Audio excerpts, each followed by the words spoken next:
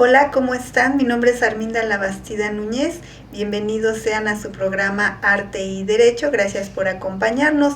El material que compartiremos a continuación corresponde a un fragmento de una conferencia impartida en el marco del curso de Filosofía del Derecho. Esta actividad forma parte de las reflexiones que desarrollamos en clases sobre la axiología jurídica, es decir, el estudio filosófico de los valores y su relación con el derecho. Como hemos visto en el curso, el derecho no se limita únicamente a un conjunto de normas, también se encuentra profundamente vinculado con valores como la justicia, la equidad y el bien común. En este contexto tuvimos el privilegio de contar con la participación del doctor Miguel Eduardo Morales Lizárraga, quien compartió con los estudiantes algunas reflexiones sobre la teoría de los valores desde la filosofía jurídica. El doctor Miguel Eduardo Morales Lizárraga es profesor de la Facultad de Derecho de la Universidad Nacional Autónoma de México, donde ha impartido durante varios años asignaturas del área teórico-filosófica, como Filosofía del Derecho y Derechos Humanos. Es licenciado en Derecho por la Universidad Marista de México y cuenta también con estudios en Filosofía por la UNAM. Asimismo, obtuvo los grados de maestro y doctor en Derecho por la propia Universidad Nacional Autónoma de México. Su trabajo académico se ha desarrollado en torno a la filosofía jurídica, la ética contemporánea, la teoría crítica de los derechos humanos y las relaciones entre derecho y filosofía de la ciencia. Esperamos que este fragmento de la conferencia resulte de interés para quienes siguen este canal y desean reflexionar sobre los fundamentos éticos y filosóficos de la práctica jurídica. Pues preparé esta pequeña presentación comparando, haciendo una axiología comparada, comparando a Ricieri Frondizi, un texto específicamente que resume gran parte de resume completamente su axiología, que se llama Valor, Estructura y Situación, publicado en la revista Dianoia del Instituto de Investigaciones Filosóficas en 1972. Y un texto que me hizo favor de enviar para que me empapara con el pensamiento de Schwartz, An Overview of the Schwartz Theory of Basic Values, de 2012. Es un autor que yo no conocía, pero que me comentó la maestra Arminda que estaban trabajando con él. Entonces, bueno, pues me di a la tarea de explorarlo un poquito, apenas en este texto, no es algo meramente exploratorio, y de compararlo con uno que sí conozco bien y que he es el autor que yo utilizo cuando hago una reconstrucción tridimensional del fenómeno jurídico, ¿no? Y cuando hago una reconstrucción del fenómeno axiológico, con el fenómeno jurídico en su reconstrucción tridimensional, desde el punto de vista de sistemas complejos emergentes. ¿Sí? Y entonces reconstruyo también desde el punto de vista de la dimensión sociológica del derecho, en teoría de sistemas complejos emergentes, ¿no? El desarrollo de la teoría de Frondizi, que insisto es el que he utilizado para desarrollar no solamente la reconstrucción del derecho, sino para fundamentar una teoría de los derechos humanos, lo podemos encontrar en dos libros fundamentales de Frondizi, uno que se llama ¿Qué son los valores? Y el otro, no recuerdo el nombre, se me olvidó el nombre, pero bueno, ambos son de editorial del Fondo de Cultura Económica. Bueno, entonces, ¿cuál es el panorama general y las grandes diferencias que hay entre la aproximación que hace Frondizi y la aproximación a los valores que hace Schwartz? Bueno, primero, la de Frondizi es una aproximación netamente axiológica, entendiendo a la axiología como una ciencia filosófica, o sea, es desde la filosofía. Esto no quiere decir que sea meramente especulativa o meramente deductiva. ¿sí? También tiene investigación empírica, ¿sí? A partir de la experiencia empírica, del diálogo intersubjetivo, interpersonal. Sin embargo, la aproximación de Schwartz es una aproximación desde la psicología social y sí está basada en una metodología empírica más estricta, ¿no? Con metodología que tiene su raigambre en la sociología, pues eminentemente empírica, ¿no? Hacer entrevistas, ¿no? O sea, utilizar metodología cualitativa, haciendo entrevistas, y a partir de las entrevistas hacer el análisis cuantitativo, ¿no? Transformarlo en valores cuantitativos para poder tener resultados pues, más objetivos, racionales. La pregunta central de Frondizi, ¿dónde reside el valor? ¿En el objeto o en el sujeto?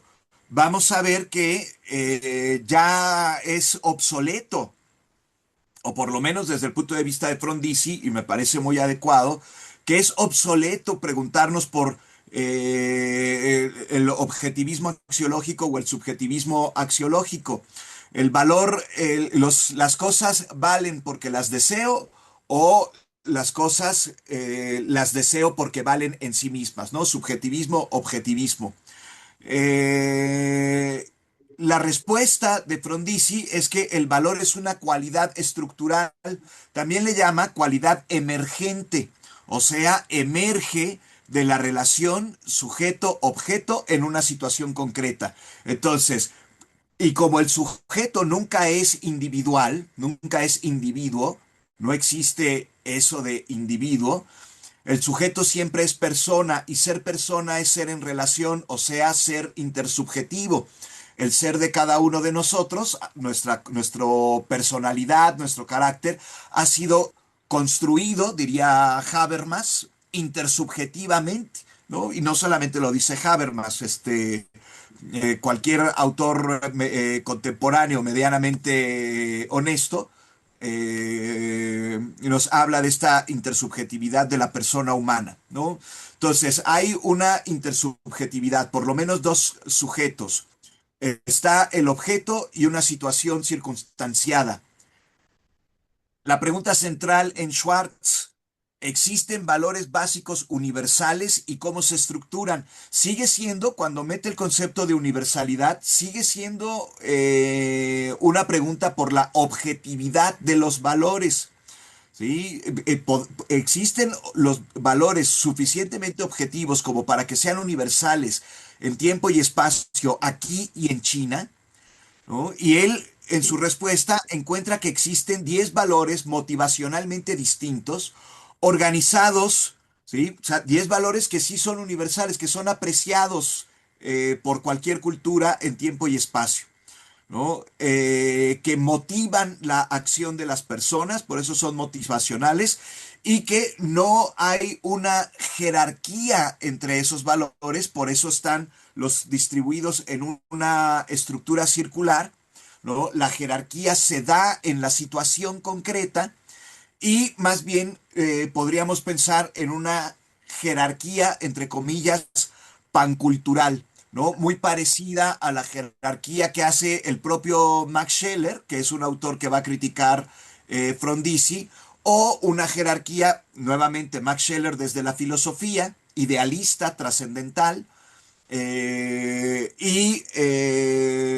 el punto de vista de la pirámide de Maslow, que nuevamente es psicología empírica, pero psicología humanista, de la misma tradición que Viktor Frankl, ¿no? Este famoso libro de Viktor Frankl, El hombre en busca de sentido. ¿Cuál es el método? Pues el método que utiliza Frondizi es la crítica filosófica, la argumentación conceptual, eh, principalmente desde el punto de vista de la fenomenología y la antropología filosófica, ¿no? Entonces, tiene componentes empíricos muy sólidos, no es meramente especulación filosófica. Y el método de Schwartz, pues es específicamente método de entrevista, de encuesta, son métodos de cualitativos, pero que va a transformar con el análisis en cuantitativos. Primero, Frondizi va a criticar el objetivismo a priori idealista de Max Scheler, ¿no? Ese va a ser su ejemplo máximo de objetivismo. Existen valores, ¿sí? Independientemente, valores objetivos universales que son ideales, son ideas, están en el mundo de las ideas, ¿no? Cualquiera que sea este mundo, ¿no? Es un mundo espiritual, racional, intelectivo, no postula la existencia ontológica de ese universo, como sí lo haría, por ejemplo, Platón, ¿no? Que postula la existencia del topos urano, postula la existencia de la metafisis, ¿no? No postula que exista ontológicamente realmente un mundo así. Sin embargo, es un mundo espiritual, un mundo el mundo de la intelección humana.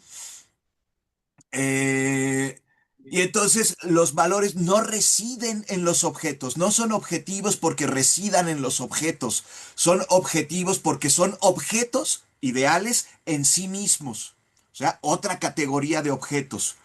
Para Scheler los valores son esencias absolutas, inmutables e independientes de sujetos y objetos, como los números, ¿no? Los números no tienen una existencia en sí mismos concreta, pero son objetivos, ¿no? 5 es 5 aquí y en China, ayer y hoy. Argumento biográfico, o sea, ¿cómo ataca Frondizi los argumentos de Max Scheler? Dice Scheler, los valores absolutos, más bien, dice Frondizi, los valores absolutos de Scheler coinciden, curiosamente, con los de un varón burgués alemán del siglo XX. Sus preferencias son germánicas, burguesas y académicas. Por lo tanto, no son a priori. Tiene sesgo antropológico, ¿no? De su propio horizonte antropológico está sesgado y no se da cuenta de ello, ¿sí? Lo que va a querer evitar Schwartz, parte de lo que quiere evitar Schwartz es este sesgo, ¿no? Y por eso la entrevista, la encuesta en 82 países, con eso logra evitar el sesgo. Ejemplo, si Scheler hubiera nacido en la China del siglo XV, muy probablemente su axiología hubiera sido distinta. La incoherencia interna fundó toda su axiología, ¿sí? En la idea, en el dogma no cuestionado, dado por válido, dado por cierto, de un Dios personal e infinito. Al abandonar esa teología, al final de su vida, la jerarquía quedó sin fundamento, pero ya no le alcanzó el tiempo para rehacer su axiología. Los valores eternos, supuestamente, dependen de una posición teológica contingente, ¿sí? El cristianismo protestante de Scheler es contingente, ¿sí? Al interior del mismo cristianismo, en donde existen un montón de posturas cristianas, entre ellas el protestantismo, el luteranismo, el calvinismo, el evangelismo, el catolicismo, etcétera, etcétera, etcétera, ¿no? Además, súmenle las otras tantas diferentes religiones, ¿no? 4.300. Entonces, híjole, pues ahí nos encontramos con una incoherencia. Está anclado su jerarquía, ¿no? Tiene en la pirámide jerárquica de valores, los valores supremos son los valores religiosos, trascendentales, ¿no? Después seguirían los valores espirituales, después los valores vitales, ¿no? Los valores éticos sociales y hasta el último los valores vitales existenciales de subsistencia. Y pues dependen entonces esta organización de una postura religiosa. Los criterios de Max Scheler son insuficientes. Sus 5 criterios para determinar la jerarquía del valor, durabilidad, indivisibilidad, profundidad, fundamentación, relatividad, mezclan experiencia empírica con pretensiones a priori. Por ejemplo, el goce de un baño en el mar es tan indivisible como el goce musical. Sin embargo, Max Scheler inferioriza el goce del baño en el mar con respecto al goce musical, ¿no? Y sin embargo, cualquier persona podría decir, pues para mí es al revés. Luego, la crítica al subjetivismo. ¿Sí? Esta idea de que las cosas valen porque las deseamos en términos generales, ¿no? O la identificación que comete falacia naturalista entre placer y valor, ¿no? Lo valioso es lo que me da placer, el placer es lo objetivamente valioso, ¿no? Y sin embargo, pues lo que nos da placer a los seres humanos puede tener sus variaciones. Entonces, tesis, existe, aquí está atacando a Meinong y al hedonismo. Algo es valioso porque produce placer. Hay obras de gran valor estético que causan malestar físico, no causan placer, pueden causar edificación espiritual, ¿sí? Y tienen algún valor espiritual, pero pueden causar más bien displacer, ¿no? Hay cosas placenteras sin valor. La pornografía, aunque puede ser debatible, como todo lo subjetivo. El valor moral de lanzarse a un río helado para salvar a alguien no depende del placer que genera, aunque para algunas personas el placer de haber salvado a, a alguien más puede ser suficiente recompensa, pero es debatible, insisto, porque es subjetivo. Una tragedia de Sófocles no necesariamente es placentera, pero es enormemente valiosa en su edificación espiritual y moral. La identificación de lo valioso con el deseo. Algo es valioso si lo deseamos. Crítica. Una dosis de alcohol altera nuestros deseos sin alterar la calidad de los objetos. Entre deseado y deseable hay una gran brecha. Hay cosas que no deseamos y son deseables y viceversa. Nuestros deseos no pueden convertir en bella una pintura fea y en algo y ni en útil algo inútil. El ejemplo más radical que utilizamos en axiología, sobre todo como reactivo para el subjetivismo, es el valor belleza. ¿Sí? Decimos que inclusive en una teoría intermedia, o más bien como la de Frondizi, de cualidades emergentes, ¿sí? De todas formas va a estar presente parte de objetividad y parte de subjetividad. Es necesaria una sensibilidad subjetiva, intersubjetiva, ¿sí? Con ciertas cualidades específicas del ser humano que son objetivas, más cualidades de los objetos, ¿sí? En una situación circunstanciada para que emerja el valor. Eh, Sin embargo, hay valores que tienen más objetividad, ¿no? El valor dignidad, porque está más pegado a la experiencia radical humana de la vulnerabilidad, la sensibilidad a la crueldad, la intuición, la empatía, la sensibilidad al sufrimiento y a la crueldad, que también es variable, y la subjetividad radical de la belleza, ¿no? Entonces, a esto es a lo que se está refiriendo esta última parte que dice nuestros deseos no pueden convertir en bella una pintura fea, ¿no? Podemos pararnos frente a el cuadro de las Meninas, ¿no? De Velázquez, o las Tres Gracias de Rubens, o la libertad guiando al pueblo francés, ¿no? Y de todas formas, aunque lo consideremos bello, algunas personas lo van a considerar horrible, ¿no? Sin embargo, podemos encontrar más objetividad en ciertos cuadros que responden a ciertos cánones tradicionales de una subjetividad colectiva en la cultura occidental, ¿no? Y otros cuadros, por seguir con el ejemplo de la pintura, que no responden a los cánones, ¿no? Por ejemplo, un Rothko o las pinturas estas de la hija de Bárbara de Regil, ¿no? Que tan horribles, ¿no? Pero a su mamá seguramente las ven bonitas, ¿no? Entonces, bueno, la belleza nos sirve de contraste, ¿no? Es todavía más contrastante que la dignidad humana, por ejemplo.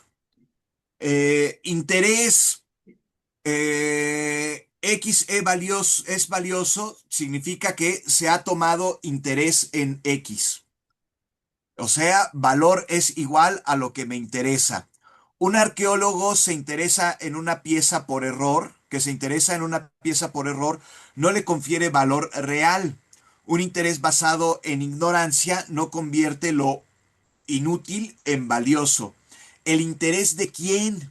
¿Sí? Todavía podemos reducir el interés, ¿sí? A intereses vitales, ¿no? Como el interés de verse librado del sufrimiento y la crueldad. Y ese interés lo compartimos con criaturas no humanas que también tienen sensibilidad, tanto física como sensibilidad emocional, ¿no? Y quieren, por eso hablamos de que los animales son valiosos lo suficiente como para ser pacientes morales dignos de consideración por parte de los agentes morales que somos nosotros, ¿no?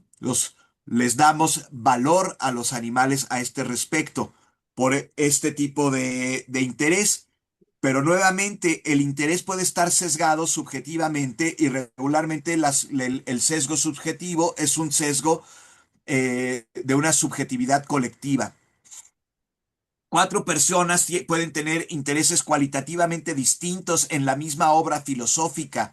La propaganda de mala fe despierta interés en cosas que carecen de valor. Si el interés creara valor, la propaganda no sería inmoral.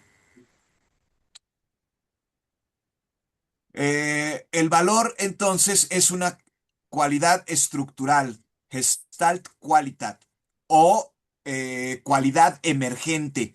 Emerge de la relación entre sujeto, la relación intersubjetiva de un sujeto con un objeto en una situación determinada.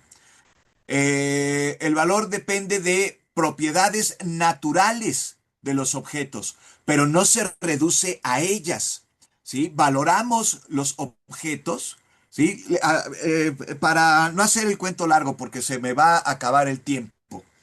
Eh, Desde el punto de vista de la teoría de Frondizi, yo he reconstruido una teoría de los derechos humanos en donde el valor es el valor humano, el valor máximo es la dignidad y sus derivados, libertad, reconocimiento, respeto, responsabilidad.